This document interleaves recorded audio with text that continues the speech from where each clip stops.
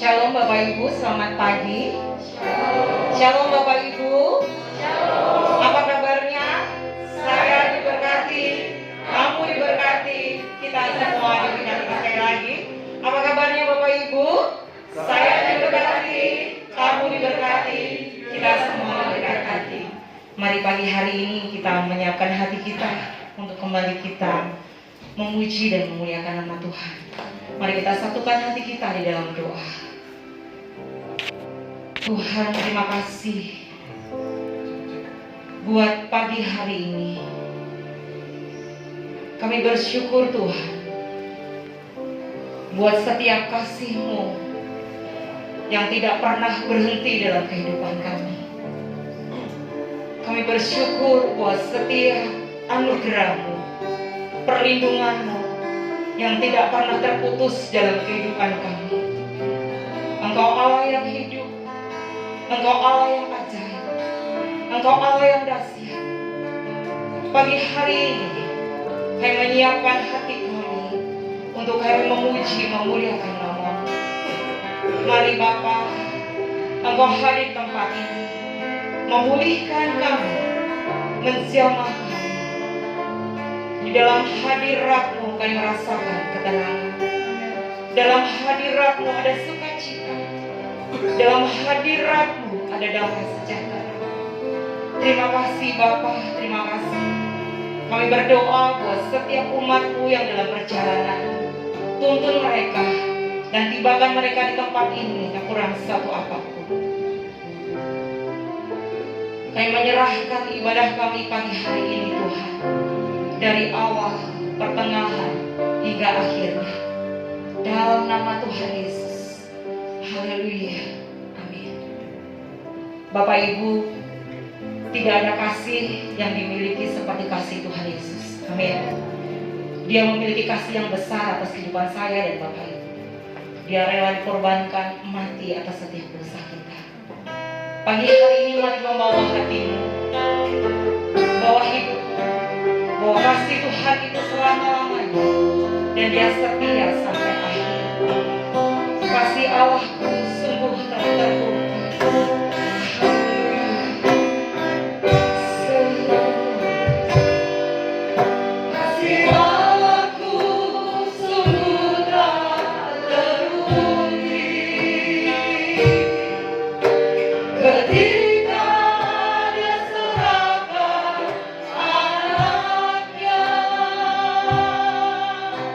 Kasih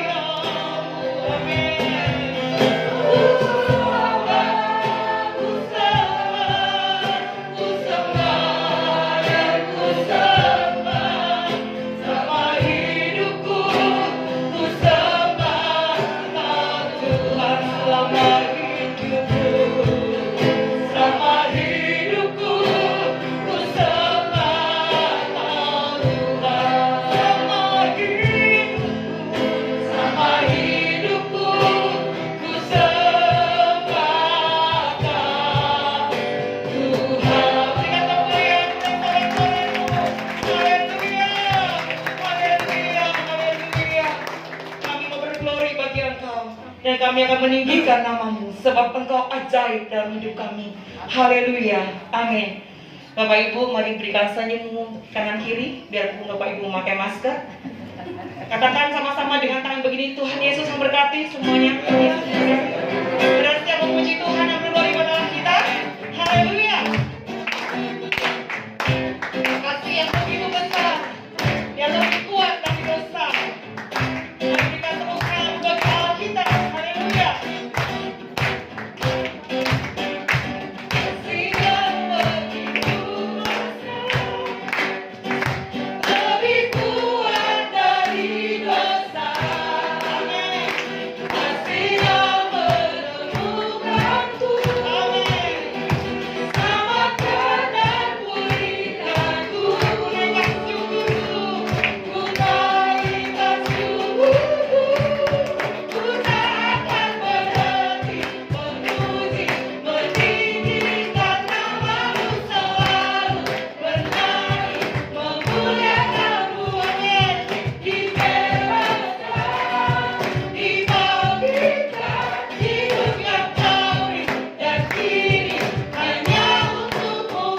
Mari kita percaya, kasih Tuhan begitu besar. Amin. Yang lebih kuat daripada dosa. Haleluya. Amin.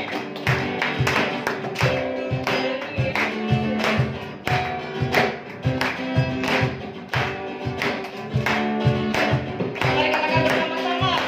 Kasih yang begitu besar, lebih kuat dari dosa. Haleluya.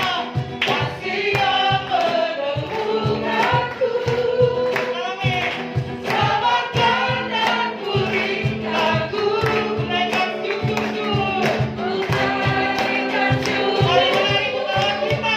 Ku tak akan berhenti memuji, meninggikan nama-Mu selalu, menari, memuliakan-Mu.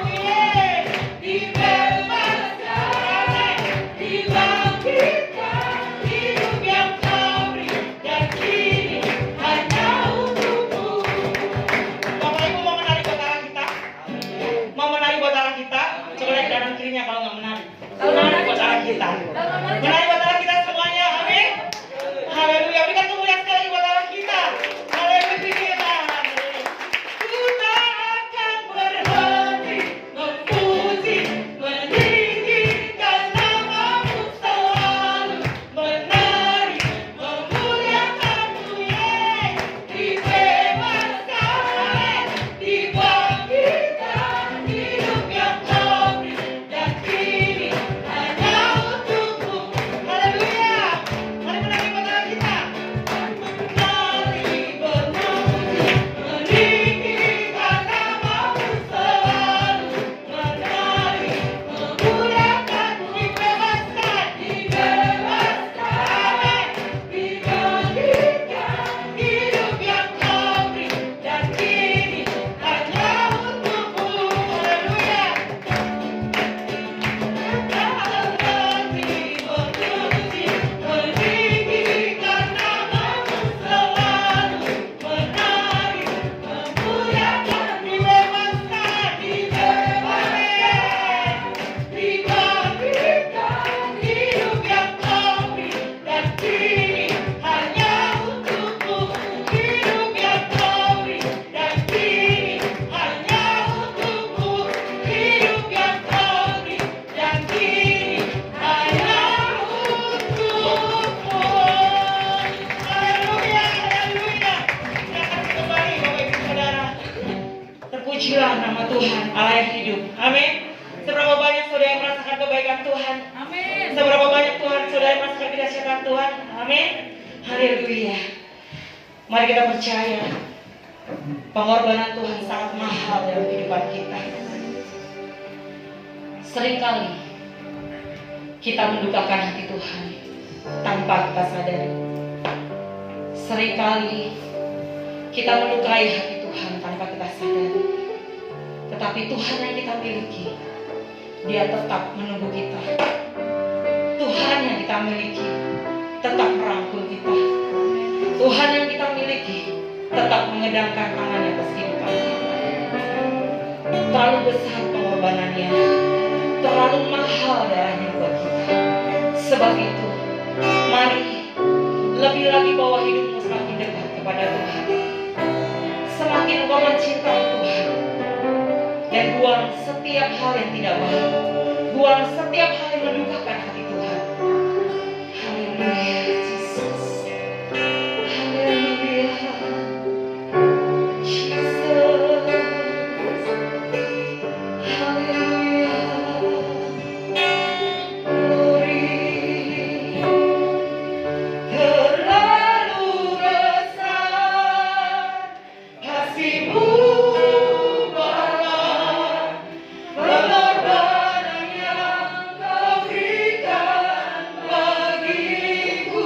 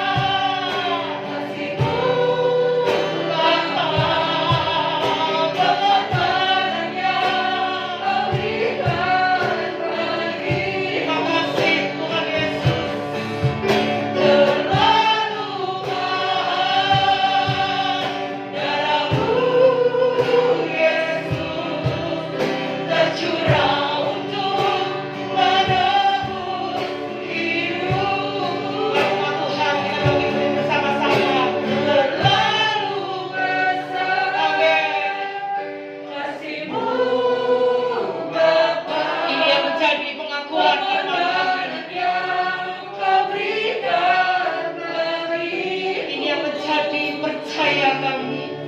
Terlalu mahal darahmu Yesus tercurah untuk menebus hidup. Terlalu besar kasih-Mu, terlalu besar kasih-Mu Tuhan kepadanya kita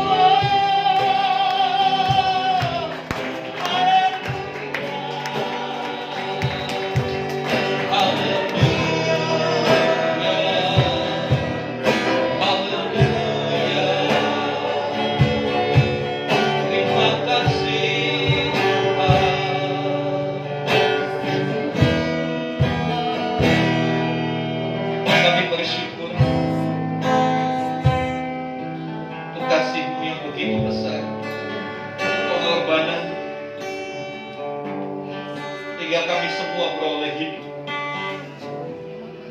sehingga kami semua beroleh pengampunan atas setiap dosa.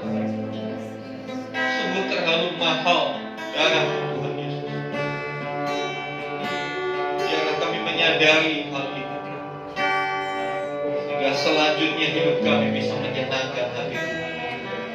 Ampuni kami selama ini kami hidup untuk menyenangkan diri kami sendiri. Kami mengejar kesenangan untuk diri kami, padahal akhirnya kami mendapati semuanya itu sia-sia. Tapi biarlah hari ini, ketika sebentar kami masuk dalam perjamuan kudus, kami boleh ngambil satu komitmen untuk kami hidup hanya bagi Tuhan. Karena Tuhan yang sudah menebus hidup kami, Tuhan sudah membayar lunas hidup kami. Dan itu berarti hidup kami bukan yang milik kami lagi, tetapi hidup kami adalah milik Tuhan. Kami wajib hidup sama seperti Kristus telah hidup. Terima kasih Tuhan. Sekarang berbicaralah kepada setiap kami. Nyatakan isi hatimu Bapa, supaya kami boleh berjalan sesuai dengan apa yang Tuhan mau. Terima kasih Tuhan. Di dalam nama Tuhan Yesus kami berdoa. Haleluya. Amin. Amin. Silakan duduk saudara. Shalom. Ya, terima kasih untuk tim Presiden Worship sudah melayani kita. Ya, saudara yang dikasih Tuhan,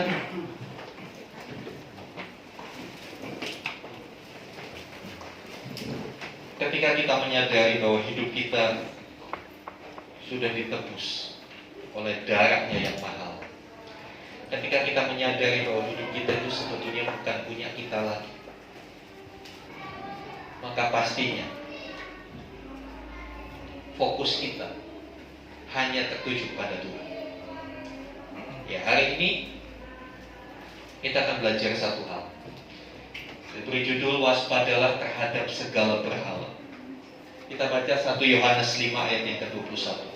Surat 1 Yohanes. Jadi kalau kita melihat di Perjanjian Baru, itu ada 2 kitab yang pakai nama Yohanes. Ada Injil Yohanes, ada Surat Yohanes. Surat Yohanes ini letaknya agak ke belakang, dekat-dekat kitab Wahyu, ya. 1 Yohanes 5 ayat yang ke-21.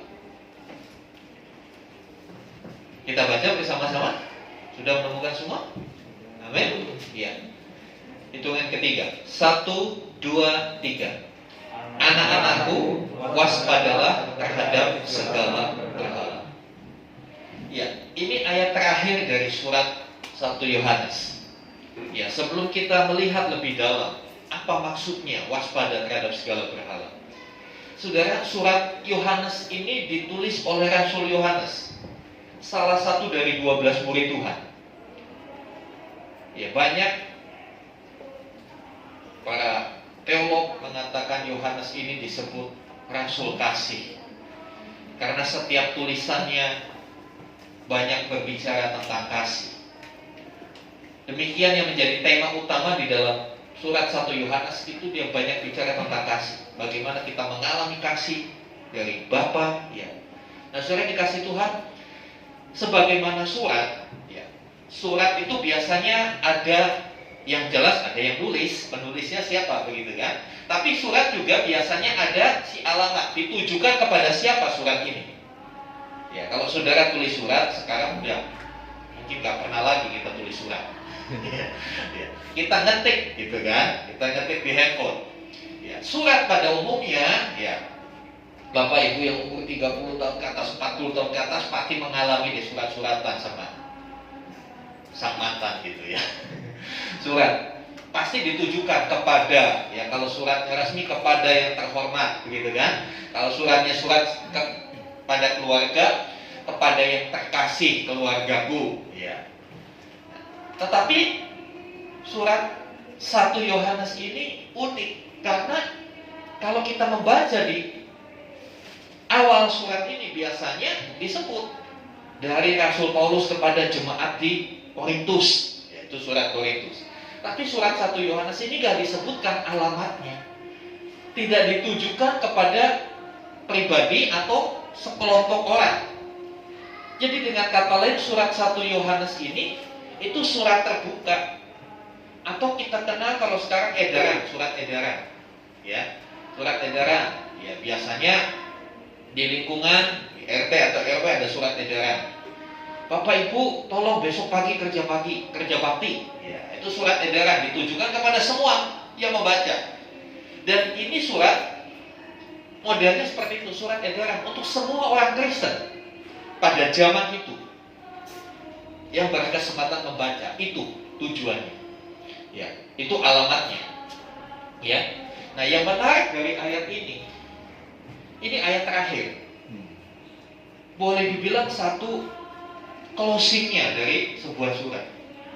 Ya, biasanya anak-anak muda zaman dulu, zaman saya gitu, kalau tulis surat sama kekasihnya soal panjang lebar cerita macam-macam, bawahnya I love you, gitu misalkan, aku merindukanmu misalnya. Nah, ini juga seperti itu. Closing statementnya ada di ayat ini. Anak-anakku, waspadalah terhadap segala berhala. Kalimat ini menimbulkan pertanyaan tentunya. Apa sih berhala? Betul? Apa sih berhala? Yang jelas karena dipakai kata segala berhala, berarti banyak dong berhalanya. Betul? Kalau dikatakan waspadalah terhadap berhala, berarti berhalanya tunggal. Tapi dikatakan segala berhala, pasti banyak yang dikategorikan atau yang masuk dalam kelompok berhala. Kita akan lihat next. Apa itu berhala?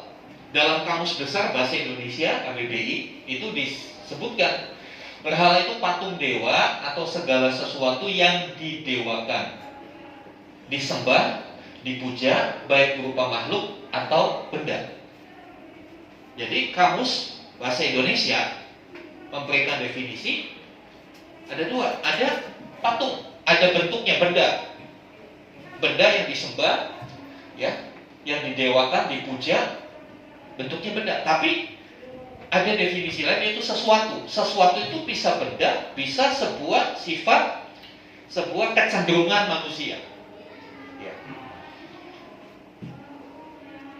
Definisi lain Berhala itu apa? Berhala itu rasa suka atau takut seseorang terhadap sesuatu yang melebihi rasa cinta atau takutnya kepada Tuhan. Jadi ketika kita bicara berhala, itu bicara sesuatu. Sesuatu itu bisa benda, bisa non benda, bisa material, bisa non material. Dan saudara dikasih Tuhan, kita lihat Kolose 3 ayat yang kelima. Jadi berhala itu tidak harus untuk benda. Kolose 3 ayat yang kelima.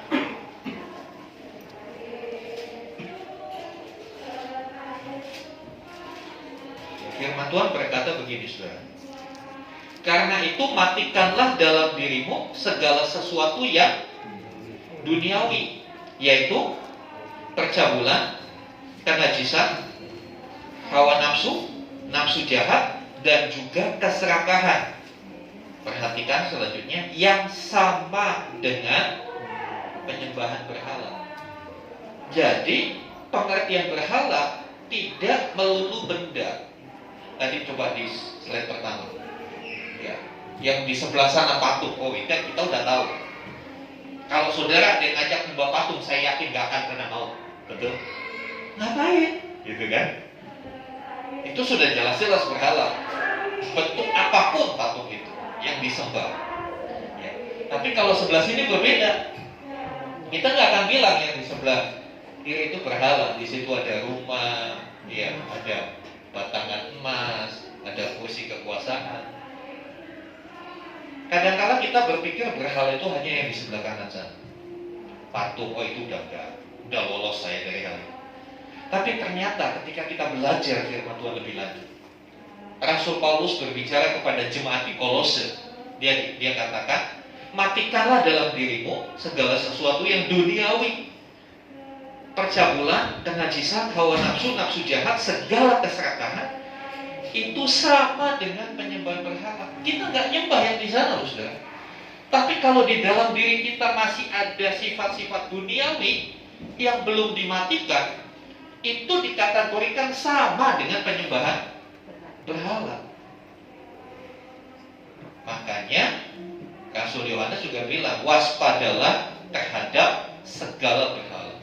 Jadi berhala itu banyak macamnya. Ya, next. Ya.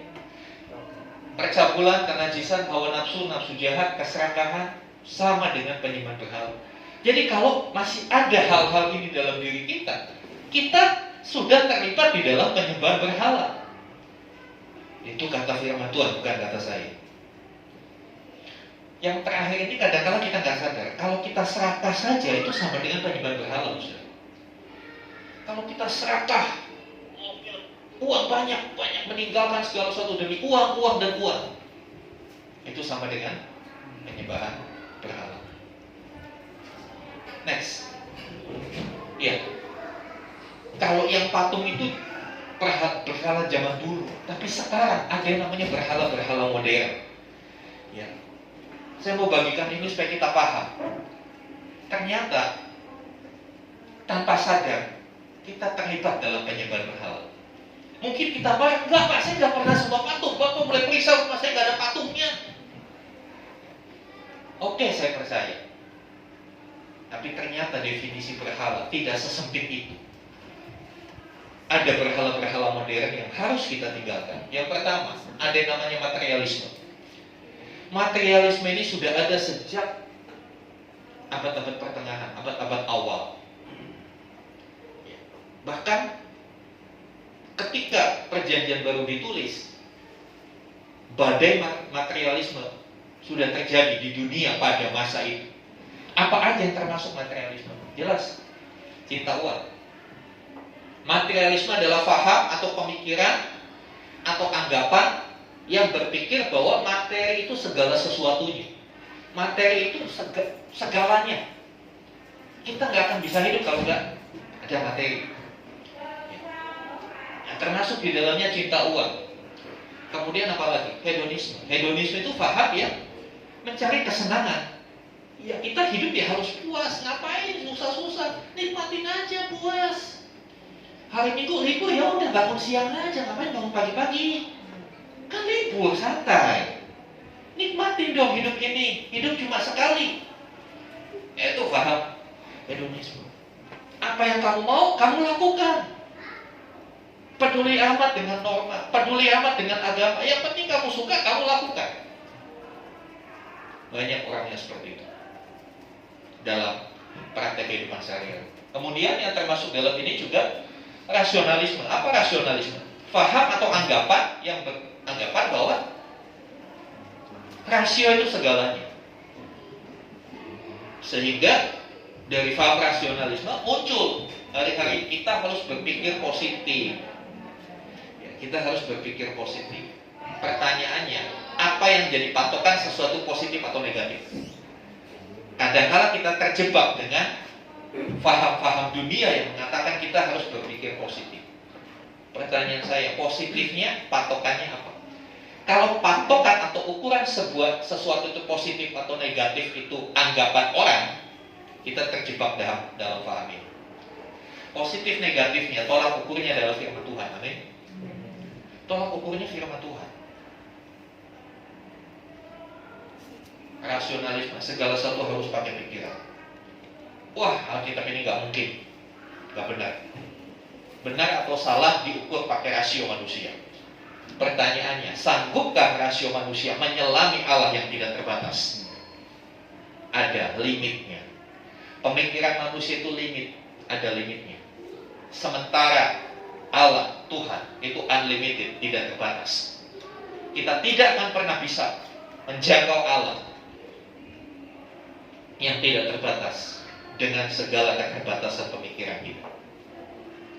Orang-orang yang seperti ini akhirnya berkata, gak mungkin ada mujizat, gak mungkin bisa terjadi, karena gak masuk akal. Ketika baca Alkitab juga dia bilang, ini gak mungkin, ini dongeng. Ya, ketika dia baca Alkitab, membaca cerita bangsa Israel dipimpin Musa melewati nyebrang laut Hebrau, orang yang pakai faham rasionalisme berkata nggak mungkin. Ya bisa sih masuk akal, waktu nyebrang itu airnya lagi surut, jadi airnya cuma semata kaki, jadi mereka bisa lewat. Itu penjelasannya. Saya pernah ketemu hamba Tuhan yang mengkhotbahkan hal itu, mengesampingkan mujizat dan kuasa Allah. Tapi saya punya jawaban untuk orang seperti ini. Apa jawaban saya? Oh, itu justru mujizatnya lebih besar lagi, Pak. Loh, kenapa? Itu kan masuk akal. Air itu kan ada pasang surut. Itu pas mereka di situ, airnya surut. Jadi mereka bisa nyebrang laut. Nggak ada.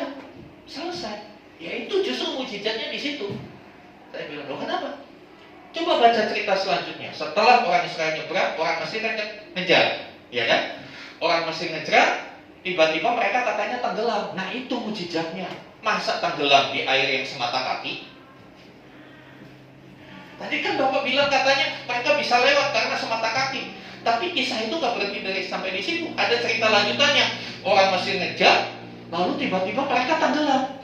Kok bisa ya tenggelam dengan air semata kaki? Itu kan lebih mujizat lagi, lebih hebat. Saudara, kalau kita mau mengkritisi, kalau kita mau mengkritik mujizat Tuhan, otak kita gak akan nyampe.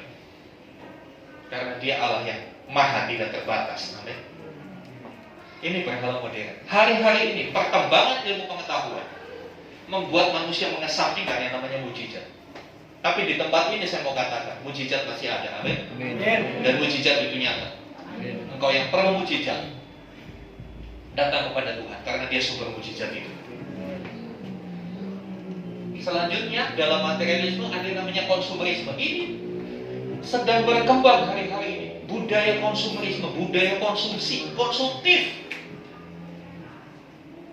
Handphone selalu cari yang keluaran terbaru. Kalau nggak terbaru, wah rasanya nggak pede. Apalagi kalau dalam dunia bisnis, ketemu orang dilihat handphonenya masih jadul, wah nanti gimana? Sehingga di mall-mall, di kafe-kafe itu ada jasa penyewaan handphone mewah.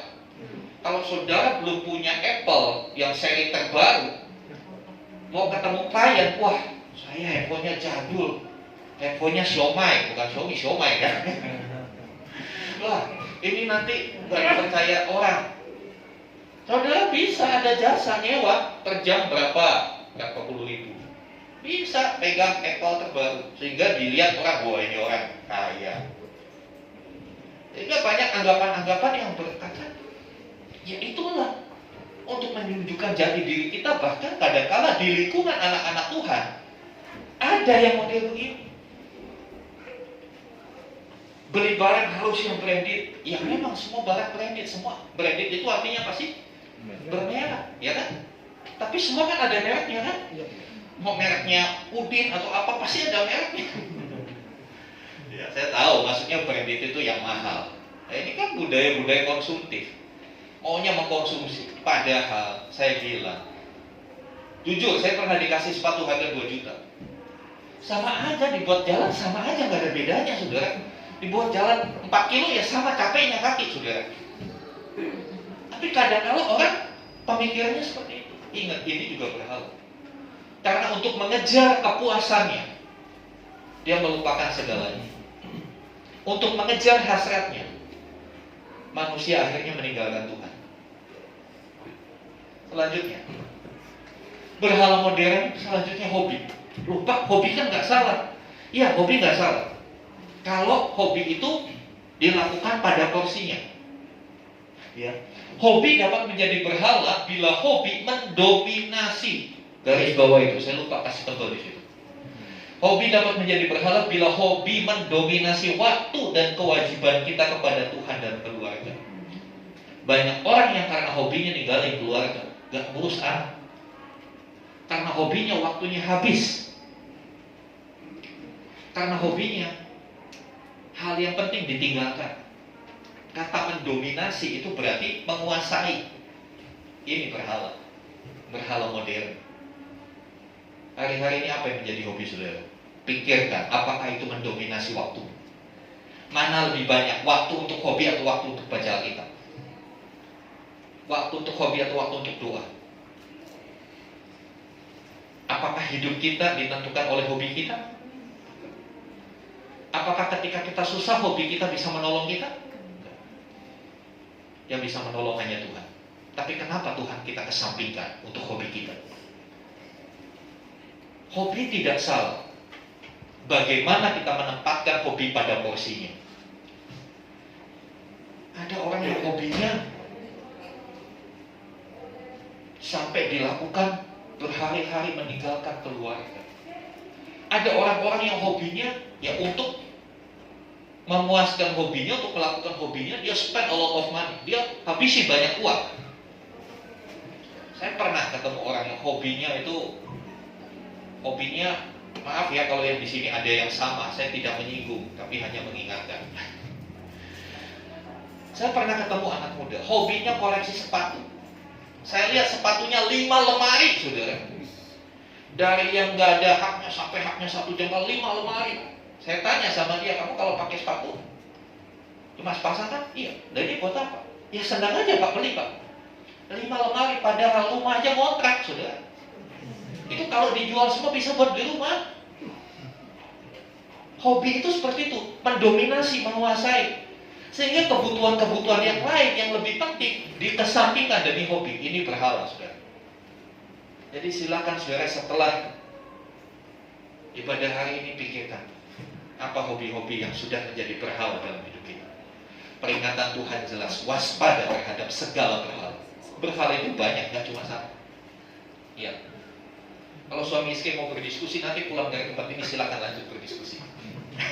Ini loh berhala, ini loh berhalamu. Ayo sama-sama kita buang. Ayo saya bantu kamu untuk membuang berhalamu. Ya. Ya, selanjutnya. Ya, berhala modern selanjutnya gadget. Siapa yang di sini gak punya gadget? Saya berdoa supaya saudara bisa beli. Kenapa? Gadget itu nggak salah, itu alat bantu. Tapi ada orang yang menjadikan gadget itu segalanya. Saya kemarin ngomong dengan satu anak muda. Orang zaman sekarang lebih baik ketinggalan dompet daripada ketinggalan handphone. Benar apa betul, Ustaz? Betul, Pak. Iya kan?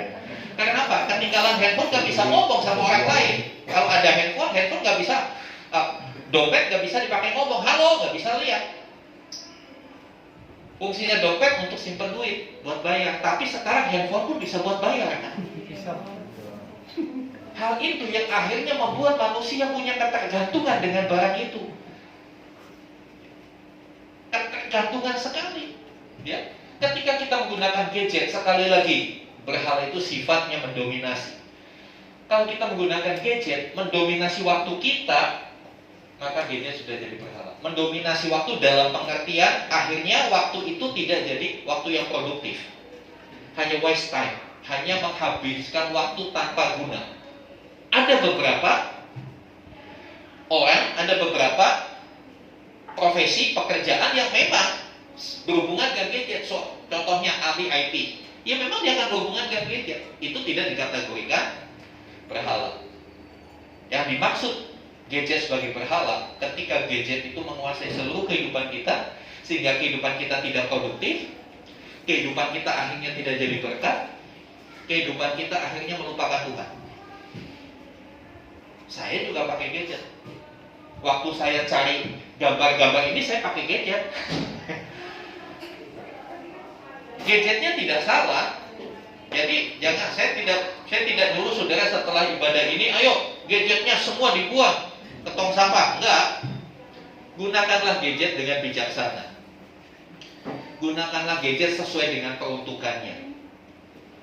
Jangan sampai dia mendominasi seluruh waktu kita, pemikiran kita. Akhirnya kita menjadi orang-orang yang tidak produktif, orang-orang yang akhirnya kadang-kala melupakan keluarga, tidak peduli dengan dunia sekitar, fokusnya ke itu aja. Kalau sudah seperti itu, berarti gadget sudah menguasai kita. Next. Selanjutnya, berhala modern itu teknologi. Ketika kita menjadi sangat bergantung kepada teknologi dalam kehidupan kita, maka teknologi sudah menjadi berhala bagi hidup kita. Teknologi ada itu diciptakan, manusia yang ciptakan. Tapi tanpa disadari, manusia diperbudak oleh teknologi. Bingung kalau sinyalnya hilang. Ya, kalau gadget itu bicara soal bendanya, teknologi itu bicara softwarenya, sistemnya, koneksinya. Banyak orang yang sampai marah-marah gara-gara, aduh sinyalnya kemana? Gitu. Kadang-kala saya gangguin, ya udah di WA aja sinyalnya, di miss call ada di mana? Gitu. Mungkin dia lelah sinyalnya. Banyak orang yang ketergantungan sama teknologi. Saya melihat anak-anak sekolah juga begitu. Bapak ibu yang sejaman atau lebih tua dari saya, ya, kita ingat waktu SD, perkalian itu wajib hukumnya, betul gak? Kalau enggak, tangan di meja dipukul, gitu kan? Sampai harus hafal. Tapi zaman sekarang, saya banyak ketemu anak SMP, SMA belum hafal perkalian. Kenapa? Tentang ada kalkulator, ada handphone. Ketergantungan, begitu handphonenya ketinggalan, nggak bisa ngerjain 5 kali 5. Ketergantungan. Ketika kita mulai tergantung dengan sesuatu yang bukan Tuhan, kita sudah jatuh dalam penyembah berhala. Saudara dikasih Tuhan, ini tipis bedanya. Hari-hari ini iblis menggunakan teknologi, menggunakan sesuatu yang menawarkan kemudahan dan kenyamanan buat kita untuk memperdaya kita.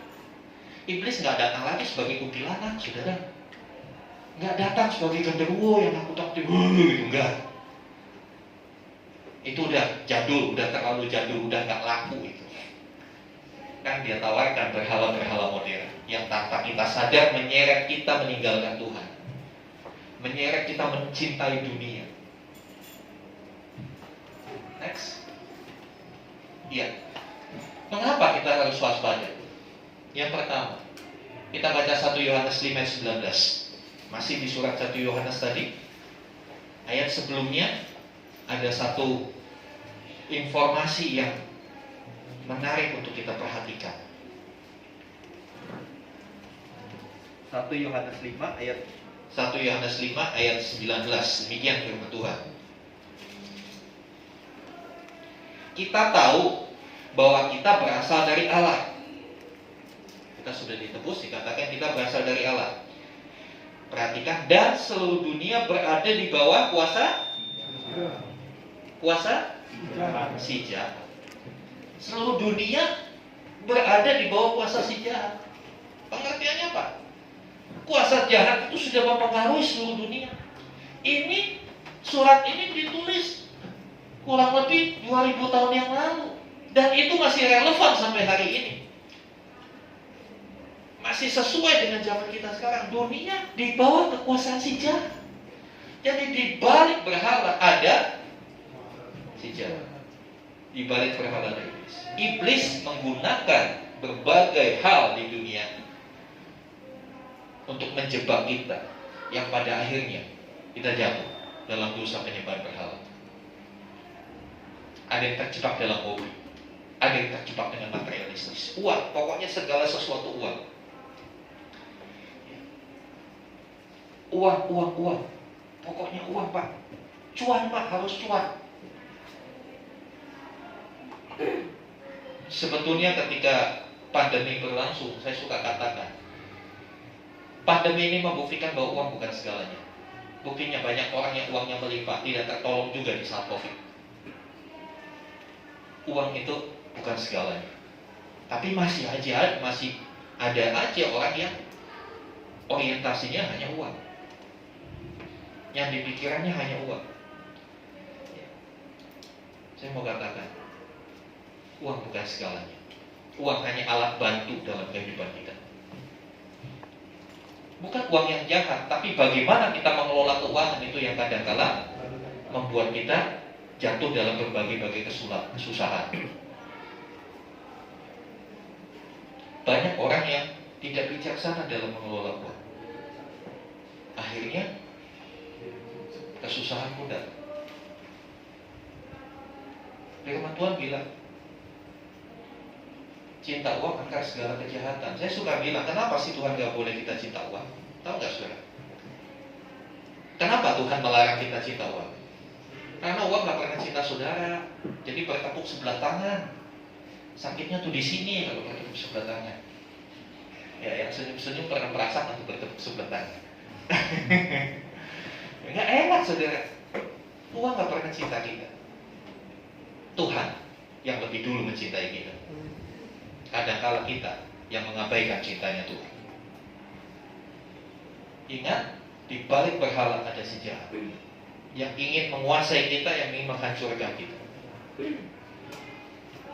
Menyembah berhala merupakan perjinahan rohani, dan Tuhan menentang hal itu.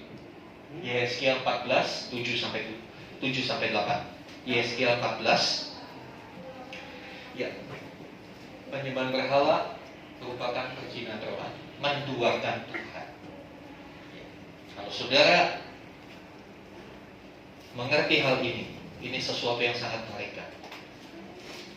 Kita pasti sepakat kita membenci perselingkuhan. Kita nggak mau pasangan kita selingkuh.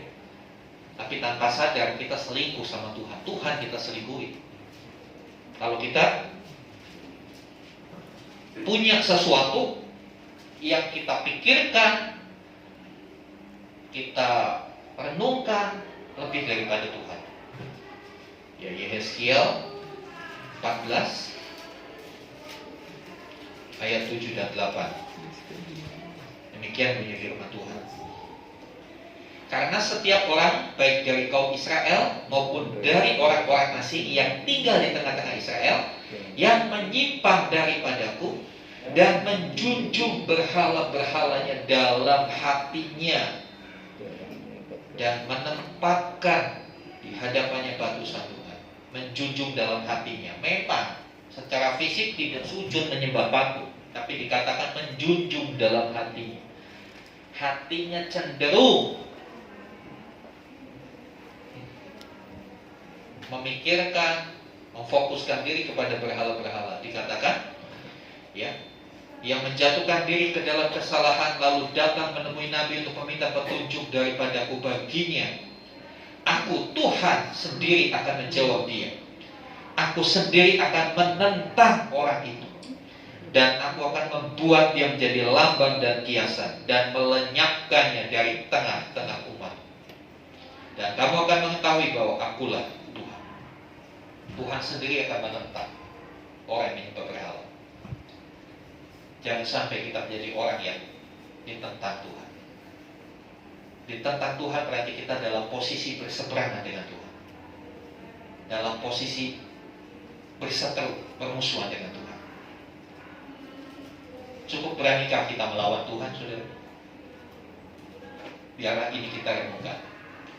Ya, selanjutnya, hukuman mati bagi penyembah berhala. Ulangan 17 ayat 2-7 itu saudara baca sendiri. Dia harus mati. Orang yang menyembah berhala harus mati. Mengerikan, saudara. Sekarang, bagaimana caranya kita mewaspadai? Next. Bagaimana cara mewaspadai? Berwaspada itu gimana sih? Ya, yang pertama, ingat dan sadari bahwa segala sesuatu yang kita perlakukan melebihi cinta kita kepada Tuhan sama dengan menyembah berhala.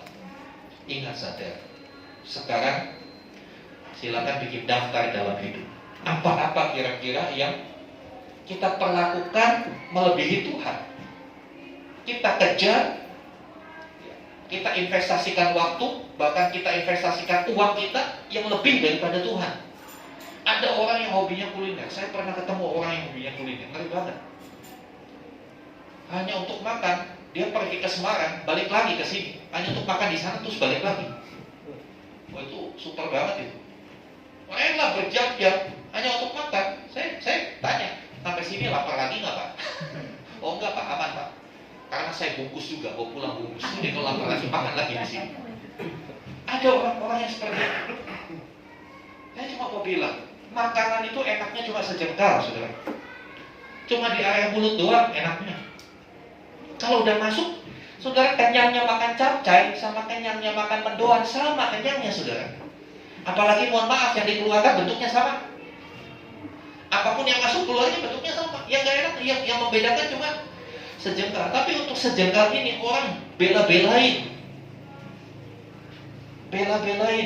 gak bayar uang sekolah anaknya demi makan enak. Tidak salah, saudara menikmati. Tapi semua harus sesuai proporsinya. Gak boleh kebablasan. Ingat, sadari, apa kira-kira yang saya perlakukan lebih daripada Tuhan? Kalau untuk hobi, pagi-pagi subuh-subuh bangun, tapi untuk ke gereja, entar Tuhan, alasannya online aja lah. Kenapa untuk hobi kamu nggak online? Saya bilang begitu. Oh nggak bisa Pak, sensasinya berbeda Pak. Gitu katanya. Sensasinya berbeda, nggak mungkin hobi saya lakukan dengan online. Ya harus onsite. Tapi kalau untuk Tuhan, ya Tuhan kan hadir di mana-mana, jadi bisa online. Saya kadang-kala ragu ketika seseorang berkata saya ibadahnya online aja. Benar-benar ibadah apa nonton ibadah? Kadang-kadang kita nonton sambil makan kacang, kaos singlet, celana pendek sambil makan kacang. Kadang-kadang kalau ada WA masuk, di skip dulu. Apalagi kalau YouTube kan bisa di stop dulu, lihat dulu WA-nya apa. Wah ini cuan, udah nanti dulu Tuhan ini ada cuan, ini lebih penting. Padahal kasih sama Tuhan juga paling pilih nominal paling kecil. Alasannya sebentar Tuhan ini Tuhan gede gitu. Saudara, kalau kita masih seperti itu dalam hidup kita, bertobat. Kita sudah memperhalakan sesuatu. Kita sudah selingkuhi Tuhan yang begitu mengasihi kita, yang begitu berkorban buat kita. Teganya kita berselingkuh. Saudara, ini kasih Tuhan yang kedua. Matius 22:37 dikatakan, kasihilah Tuhan Allahmu dengan segenap hati, nasihat kekuatan, segenap akal budi. Jangan ada yang melebihi, jangan ada yang mengambil posisi Tuhan dalam hidup kita. Utamakan Tuhan lebih dari segalanya. Matius 6 ayat 33. Karena itu carilah dahulu kerajaan Allah dan kebenaran. Kata carilah itu merupakan bentuk kata kerja aktif. Kita mencari itu aktif. Gak bisa orang cari itu cuma duduk diam. Gak bisa. Bapak Ibu kalau cari uang kan aktif kan? Gak mungkin cuma tidur-tiduran. Aktif. Cari Tuhan juga harus aktif. Utamakan Tuhan dalam segala sesuatu. Dahulukan Dia. Yang ketiga, Jangan pernah menduakan Tuhan. Matius 6 ayat 24, ya, kamu tidak bisa mengabdi kepada dua tuan, karena pastinya kamu akan setia sama yang satu dan mengabaikan yang lain. Kalau masih ada sesuatu yang menjadi rival Tuhan dalam hidup kita, kita tidak akan pernah tenang. Karena Yakobus 1 ayat 8 katakan, yang mendua hati tidak akan tenang hidupnya. Tidak akan tenang hidup. Saudara tidak bisa berdiri di atas dua perahu. Yang ada, saudara nyungsep. Saya tidak mau melihat hidupmu nyungsep. Oleh sebab itu, pilihlah pada hari ini, seperti Yosua pernah katakan. Pidato perpisahannya Yosua kepada bangsa Israel berkata, pilihlah pada hari ini, kamu mau beribadah sama-sama kepada Tuhan atau kepada berhala-berhala. Dan hari ini, saya sebagai gembala juga tawarkan ini sama saudara. Pilihlah pada hari ini, saudara mau tetap beribadah kepada Tuhan, atau saudara masih mencintai berhala-berhala modern. Pilihan di tangan saudara.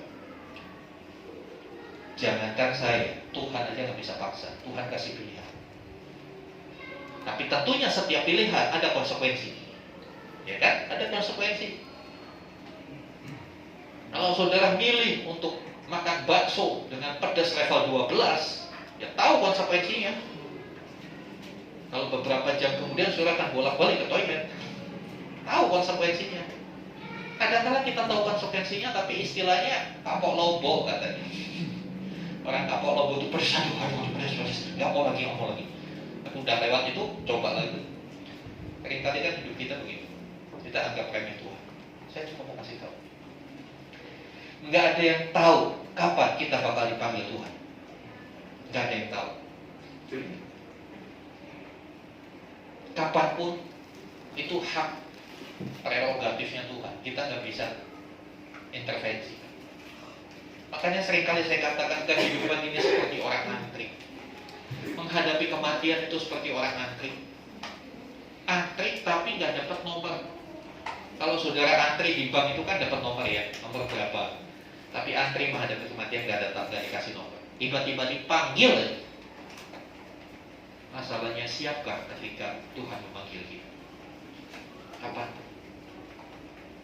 Saya masih ingat Natal kita tahun lalu. Setelah Natal nggak berapa lama dikejutkan ada satu belum menjadi jemaat sih bapak ini, belum jadi jemaat. Dia datang pertama kali di Natal. Saya masih lihat videonya, dia semangat begitu. Berapa lama setelah Natal dipanggil Tuhan. Sesingkat itu hidup manusia sudah. Selagi masih ada kesempatan, ayo. Kita tahu Tuhan lebih dulu mengasihi kita. Apakah kita mau merespon kasihnya yang begitu besar itu? Amin. Mari sama-sama kita bangkit berdiri. Iya. Statement terakhir, saya mau ajak kita bertobat. Dan ajakan ini juga buat saya, supaya saya juga bertobat. Mungkin masih ada berhala dalam hidup saya. Ya. Mari kita mau bacakan statement ini bersama-sama. 2, 3. Saya hanya mau mengasihi Tuhan saja, karena Tuhan lebih dahulu mengasihi saya. Saya mau membuang semua berhala dalam kehidupan saya dan kembali kepada Tuhan. Dalam nama Tuhan Yesus, saya berjanji. Mari tundukkan kepala saudara. Saya undang pemain musik. Haleluya, haleluya. Haleluya, haleluya. Terlalu besar kasihnya, tidak ada bandingannya. Haleluya, haleluya. Andaikan pujian yang kembali.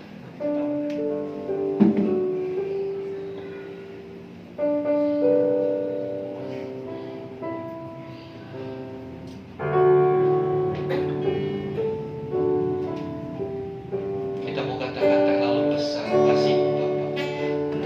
Terlalu besar kasih-Mu Bapa, pengorbanan yang Kau berikan bagi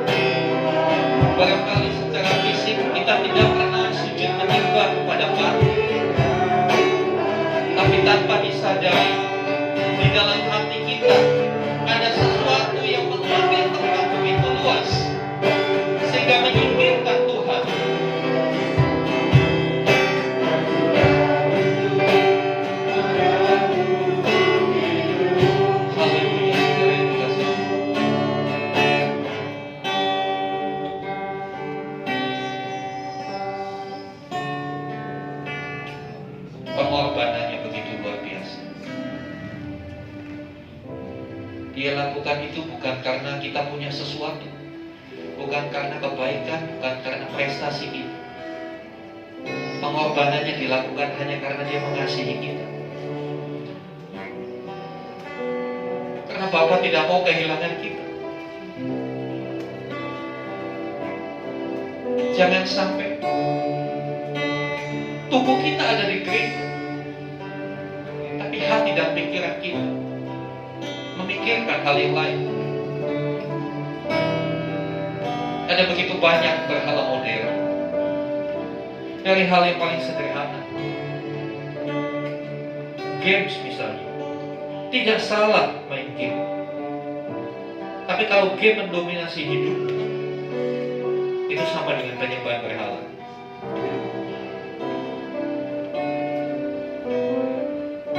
Ada beberapa orang yang tidak bisa hidup tanpa game. Hari-harinya itu yang dikerjakan, sehingga pekerjaannya menjadi tidak produktif. Yang sekolah pelajarannya dikesampingkan hanya untuk game, hanya untuk mencapai level maksimal di dalam game.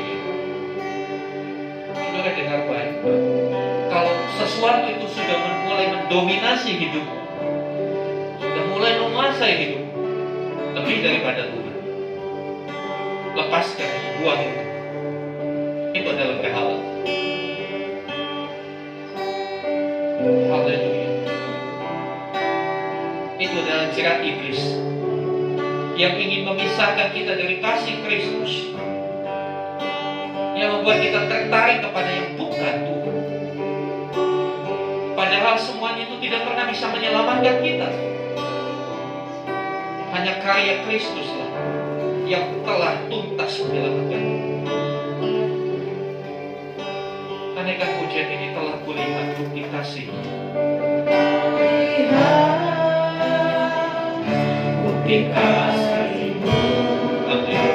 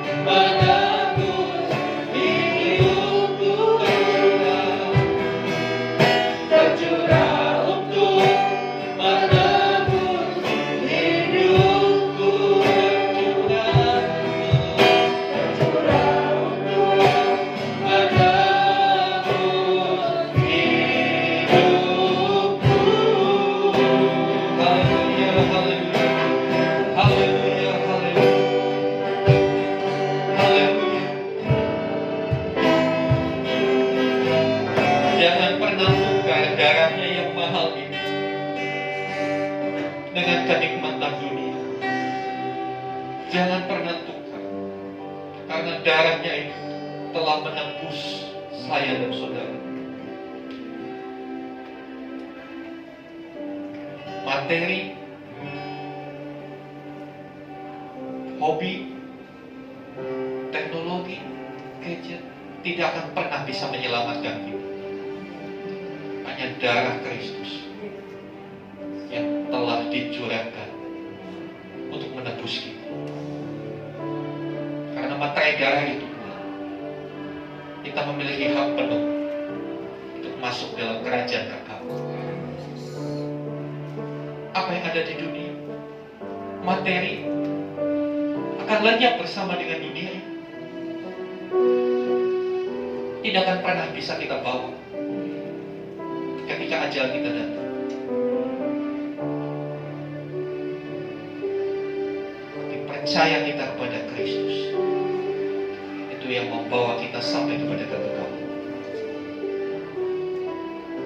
Di tengah-tengah kami ada roti dan anggur. Roti dan anggur adalah buatan tangan manusia berdosa. Mari suci kuduskan materi yang fana ini, sehingga kami boleh menggunakannya sebagai sarana kami mengingat akan karya Kristus di atas kayu salib. Silakan saudara ambil waktu. Kalau saudara merasa masih ada berhala dalam hidup, jangan sandingkan itu dengan Tuhan. Saudara harus pilih salah satu. Saudara mau ambil tubuh dan darah Tuhan, lepaskan dulu setiap berhala, buangin, dan jangan pernah ambil lagi. Ini masalah hati, bukan masalah sesuatu yang bendawi. Kepada siapa hati melekat, kepada siapa mau memberikan ruangan hati, itulah inti dari kebenaran firman Tuhan. Karena apa yang dari dalam hati akan terpancar keluar. Apa yang ada di dalam hatimu akan terekspresi keluar. Kalau hatimu benar-benar mengasihi Tuhan, maka itu akan terekspresi lewat perkataan, lewat tindakan, bahwa engkau adalah orang yang mengasihi Tuhan. Tapi kalau hatimu masih terpaut kepada berhala-berhala dunia, itu pun akan nampak. Keputusan dari kita, kami menganggap kau tidak tangguh. Kami mau menikmati persekutuan tubuh dan darah, supaya kami makin diikat, menyatu dengan Kristus, dan kami diberikan kemampuan untuk melepaskan setiap berhala-berhala itu. Terima kasih Tuhan.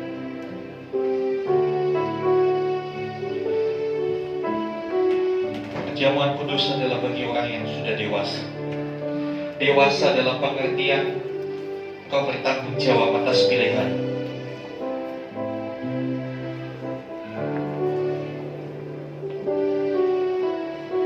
Haleluya, haleluya, telah kulihat.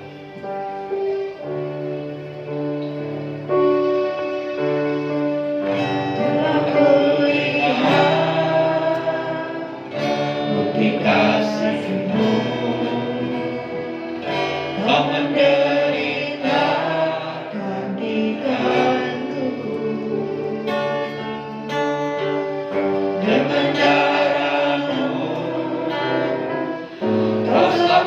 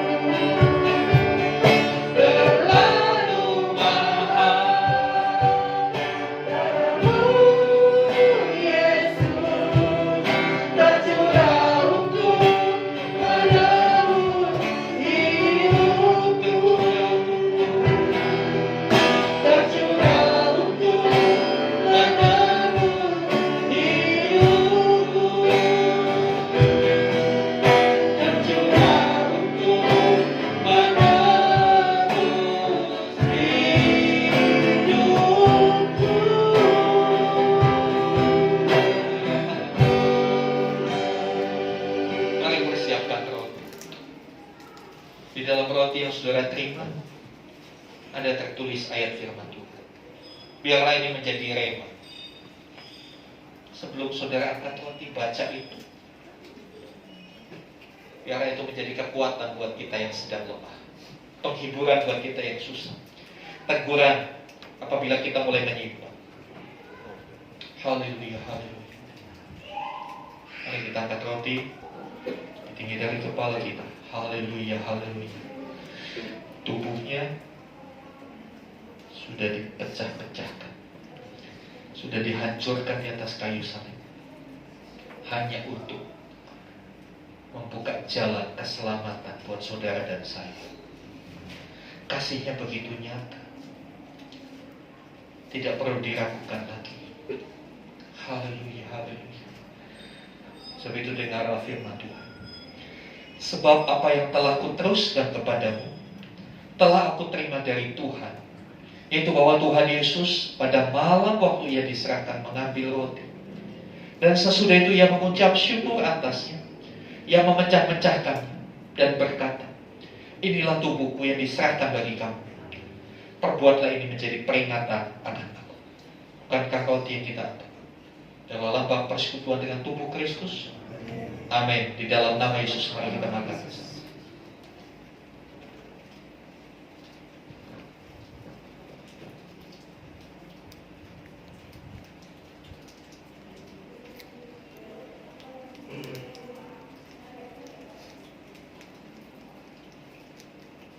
Haleluya, haleluya. Haleluya, haleluya. Mari kita persiapkan cawan anggur. Kita angkat tinggi. Demikian juga yang mengambil cawan sesudah makan, lalu berkata, cawan ini adalah perjanjian baru yang dimeteraikan oleh darahku. Perbuatlah ini setiap kali kamu meminumnya, menjadi peringatan akan aku. Bukankah cawan berisi anggur adalah bukti persekutuan dengan darah Kristus? Amin. Di dalam nama Tuhan Yesus kita minum.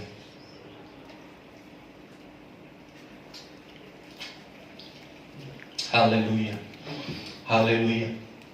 Mari ucapkan syukur, saudara. Ucapkan syukur.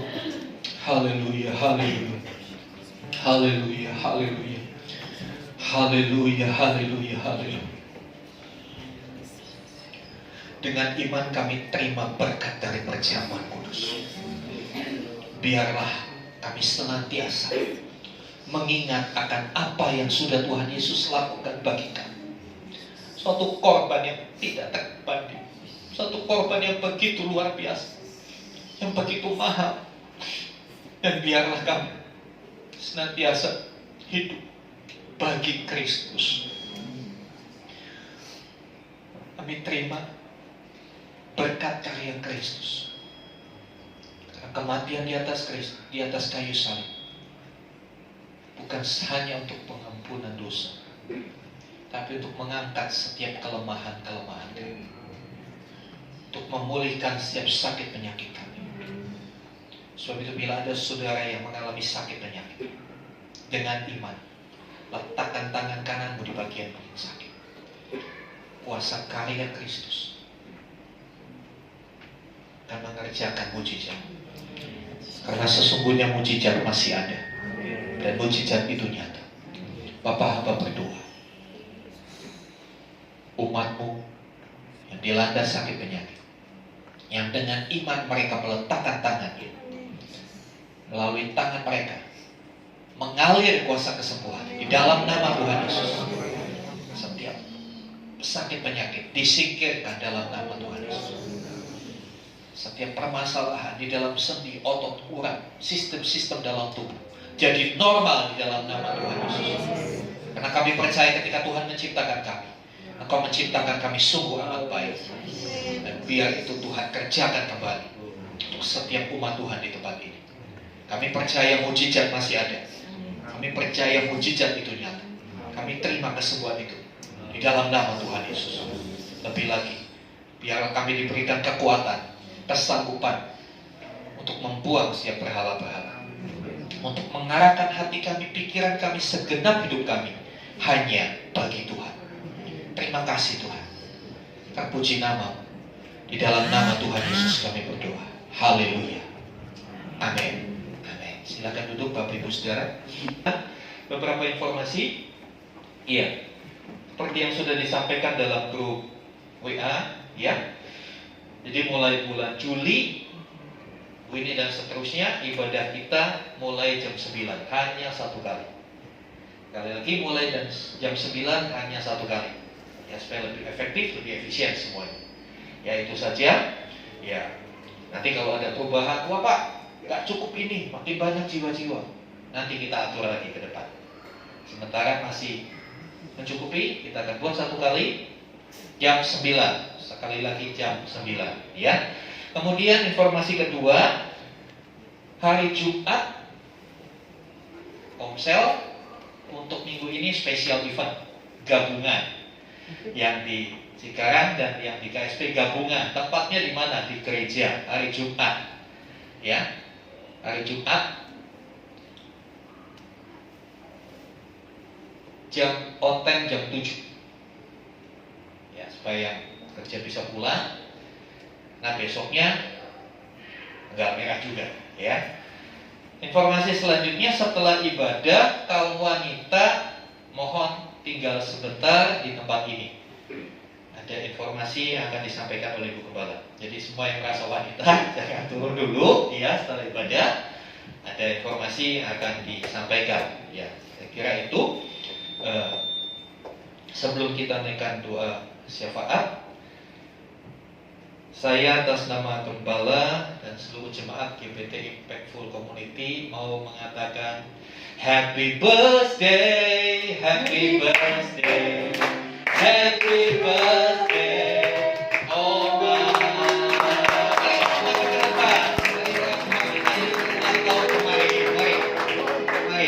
Mari sama-sama kita panggil balik. Kita naikkan pujian happy birthday.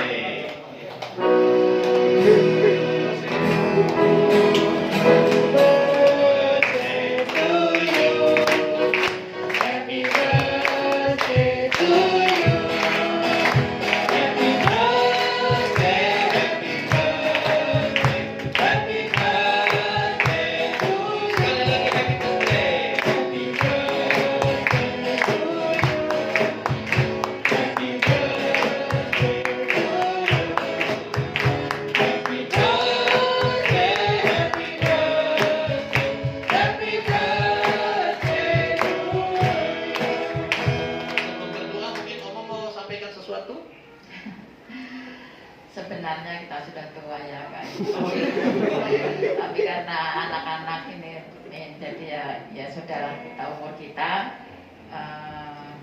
sekarang baru 14 tahun. 14 tahun berarti 77. Saudara-saudara, umur saya sudah tua, umur saya sekarang sudah 77. Atas doa dari anak-anak semua, biarlah Oma ini ada panjang umur, sehat, dan bisa memberkati anak-anak secara doa. Amin. Ya, puji Tuhan. Mungkin ada di sini yang mungkin usianya di atas 77. Iya, berarti rekor saat ini Oma Pink ini yang paling sepuh di antara kita. Dia ibu buat kita semua. Amin. Ya, jadi kita yang muda-muda selalu perlu doanya, Oma. Ya, mari kita tundukkan kepala. Angkat tanganmu, kita memberkati orang tua kita. Bapak, kami bersyukur kalau Oma Pin boleh hadir di tengah kami, boleh menjadi bagian, boleh menjadi orang tua kami. Kami bersyukur 77 tahun dalam perjalanan hidupnya, kasih Tuhan selalu nyata. Tuhan sudah anugerahkan kesehatan, kekuatan, lebih daripada itu iman yang teguh untuk tetap mempercayai dan berharap kepada Tuhan Yesus. Biarlah teladan dari Oma boleh memotivasi kami yang masih muda untuk kami melanjutkan pengiringan kami kepada Tuhan tanpa ragu, tanpa mundur sedikit pun. Curahkan berkat-Mu buat Oma.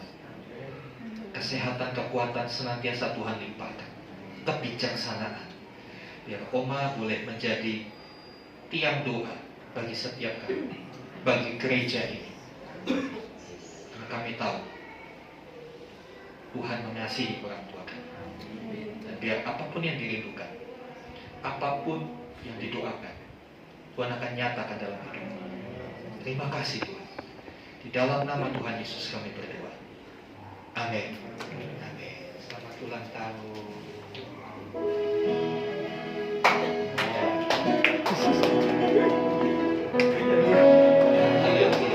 Sekarang dikasih Tuhan, kita tetap berdiri. Mari kita akan siapkan hati kita, naikkan doa syafaat kita. Haleluya, haleluya. Saya minta dengan hormat Ibu Swesti bisa tampil ke depan, menghantar kita di dalam doa syafaat.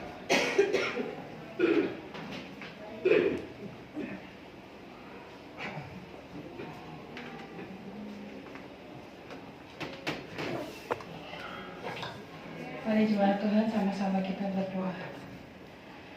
Tuhan Yesus, Allah yang hidup, Allah yang kudus, kami bersyukur Tuhan untuk hari ini kami telah menyelesaikan ibadah kami. Kami bersyukur Tuhan Kau ada bersama-sama dengan kami Bapa. Kami percaya Tuhan, tangan Tuhan senantiasa menyertai kami. Dan kami percaya Tuhan, apapun yang kami persembahkan dalam ibadah kami hari ini, Tuhan terima Tuhan. Dan saat ini Tuhan kami mau bersatu hati, kami mau berdoa Tuhan buat bangsa dan negara kami Indonesia. Bapa, kami bersyukur buat pemulihan yang Tuhan telah kerjakan untuk bangsa kami Indonesia ini.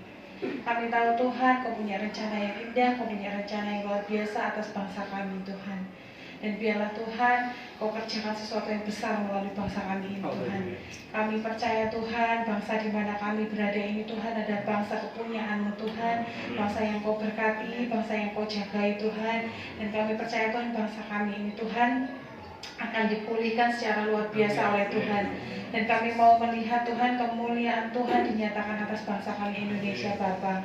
Tuhan berkati pemerintahan bangsa kami Tuhan, Bapak Presiden, Wakil Presiden, juga pejabat-pejabat menteri yang bertugas untuk membantu beliau Tuhan. Biarlah Tuhan berikan hikmat, Tuhan berikan kebijaksanaan sehingga mereka boleh menjalankan pemerintahan dengan baik Tuhan, dengan bijaksana Tuhan, sehingga mendatangkan kesejahteraan bagi bangsa kami ini Tuhan.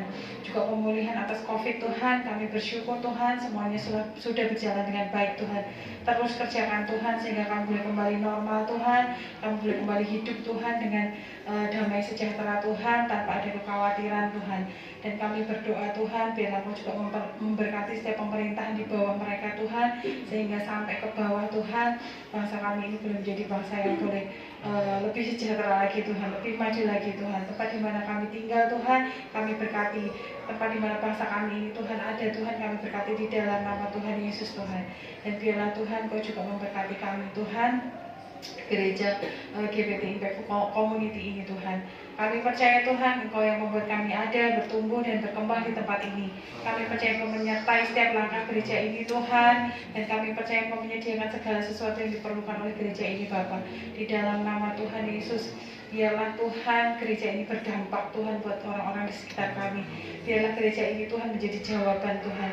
Dan melalui keberadaan gereja ini Tuhan, kami boleh memberkati orang-orang di sekeliling kami.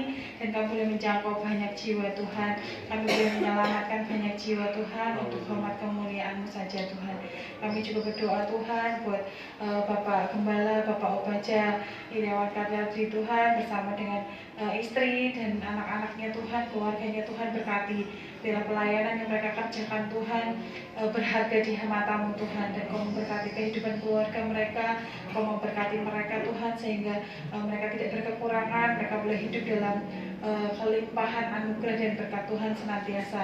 Berikan kesehatan, berikan kekuatan, damai sejahtera dan sukacita senantiasa dalam kehidupan mereka Tuhan, sehingga mereka melayani dengan sepenuh hati kepada-Mu Tuhan. Tuhan Yesus, kami juga berdoa Tuhan untuk pergumulan gereja ini. Kami berdoa Tuhan supaya kami punya tempat sendiri Tuhan. Di dalam nama Tuhan Yesus, Kami tahu tidak ada yang mustahil buat Tuhan. Kami percaya di dalam nama Tuhan Yesus Kau menyediakan tempat terbaik bagi kami Tuhan. Kami tahu Tuhan kami terbatas, tapi kami punya Allah yang tidak terbatas. Dan kami percaya Tuhan mengerjakan karya yang besar Tuhan, sehingga kami boleh memiliki tempat sendiri Tuhan, gereja sendiri Tuhan, dan kami boleh lebih berkembang lagi Tuhan. Terima kasih Tuhan, terima kasih. Kami percaya Tuhan Kau juga memberkati setiap kami jemaat-Mu Tuhan. Dimanapun kami berada Tuhan, Kau menyediakan segala sesuatu yang kami perlukan, segala sesuatu yang kami butuhkan Tuhan, sehingga kami tidak pernah kekurangan Tuhan. Kami percaya di dalam nama Tuhan Yesus bahwa kami Tuhan boleh menjadi anak-anak Tuhan yang bisa menjadi terang, bisa menjadi teladan buat orang-orang sekitar kami, sehingga nama-Mu dipermuliakan Tuhan melalui kehidupan kami. Pulang dari tempat ini Tuhan, biarlah hidup kami berdampak Tuhan. Pulang dari tempat ini biarlah orang melihat Kristus melalui kehidupan kami. Terima kasih Tuhan Yesus, terima kasih. Kami percaya Kau menyertai kami senantiasa Bapa. Dan kami Tuhan, kami mau pulang, kami percaya Tuhan yang akan melindungi kami, dan kami mau terima berkat Tuhan. Terima kasih Tuhan Yesus. Mari buka hati saudara, angkat tangan, dan sekarang saudara yang dikasihi Tuhan, terimalah rahmat anugerah dari Allah Bapa di surga. Di dalam kasih dan karya Tuhan Yesus Kristus, terimalah berkat-berkat jasmani, terlebih lagi berkat rohani. Jadilah berkat dimanapun Tuhan menempatkan kita. Karena itu, pergilah, jadikanlah semua bangsa murid. Baptislah mereka dalam nama Bapa dan Anak dan Roh Kudus. Dan ajarlah mereka melakukan segala sesuatu yang telah Kuperintahkan kepadamu. Dan ketahuilah, Aku menyertai kamu senantiasa sampai kepada akhir zaman. Demikianlah Tuhan Yesus akan datang kali yang kedua, menjemput kita semua, membawa kita masuk dalam tempat di mana Dia berada. Bagaimana Tuhan Yesus berada, di situ kita boleh berada. Terima kasih Tuhan. Di dalam nama Tuhan Yesus Kristus. Haleluya. Amin.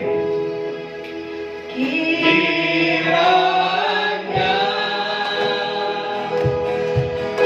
Engkau memberkati aku berlimpah-limpah,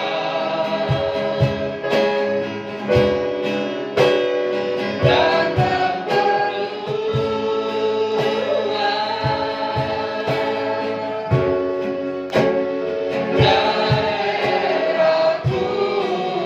yang